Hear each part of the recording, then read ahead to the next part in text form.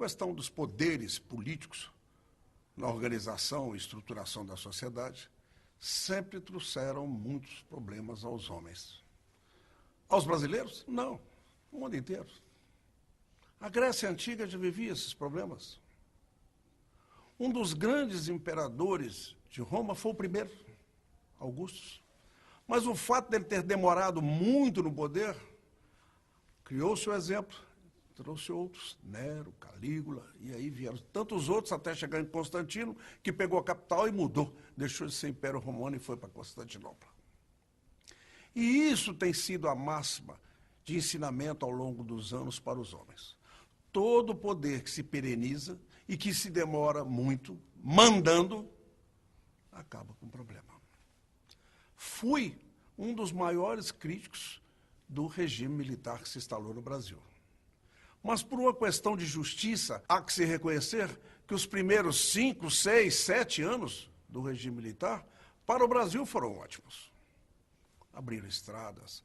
Estavam vindo do governo dinâmico de Juscelino Kubitschek, deram continuidade para melhor, porque eles decidiam sozinhos e iam mandando sem esperar muita coisa. Abriram a Transamazônica. Para a Amazônica, então, não teve coisa melhor.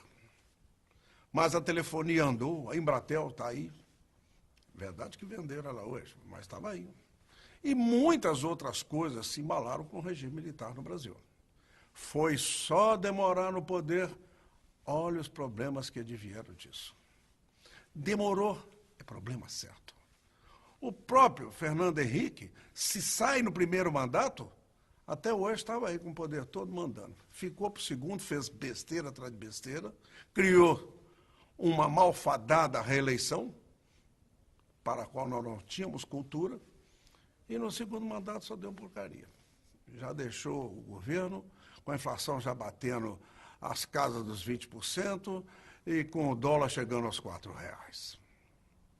Foi preciso vir o lado da oposição, assumir o poder, Lula, e consertar tudo e apaziguar. E o país, pela primeira vez, encontrou-se sereno. O Brasil hoje é um país serenado, de ânimos serenados, política serenada e economia serena. O país está caminhando não por questão e poderes da presidência da República, mas sim pela sua própria gente, que está construindo suas lavouras, construindo seus prédios, construindo seus navios, construindo seus aviões. Em suma, o país está se desenvolvendo por vontade, trabalho e disciplina da sua própria gente. Por quê? Porque está serenado politicamente.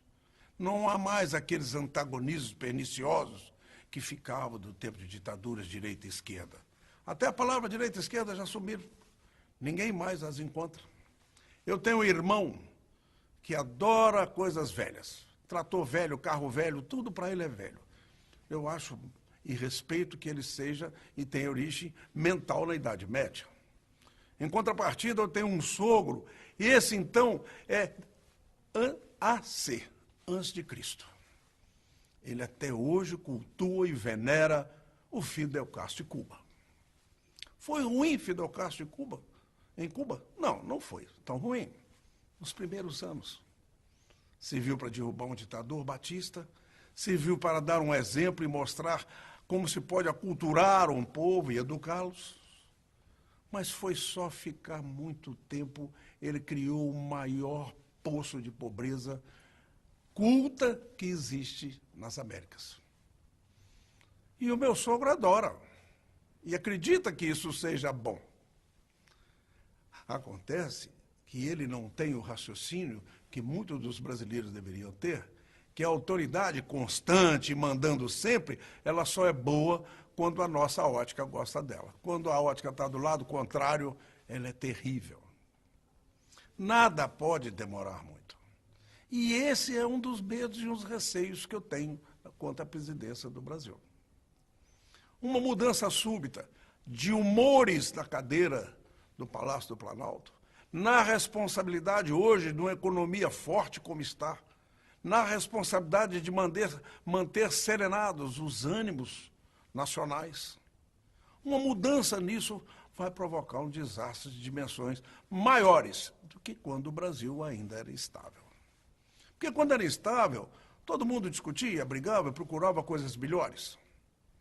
Agora, com ele estabilizado, os políticos têm mais é que estarem prudentes, serenos e ponderados.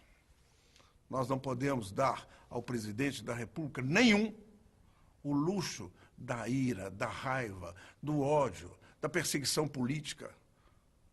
Esse luxo o presidente não pode ter. Ele agora, e daqui para frente, o Brasil tem que esperar que seja presidido e não comandado por quem quer que seja e de que lado for. E isso é que é importante nós termos em mente. Lamentavelmente, nós temos aí duas opções que, para o meu gosto, não são tão as melhores.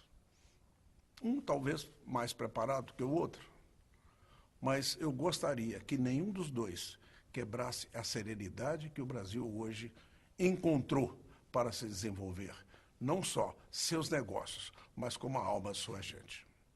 Boa noite, senhores.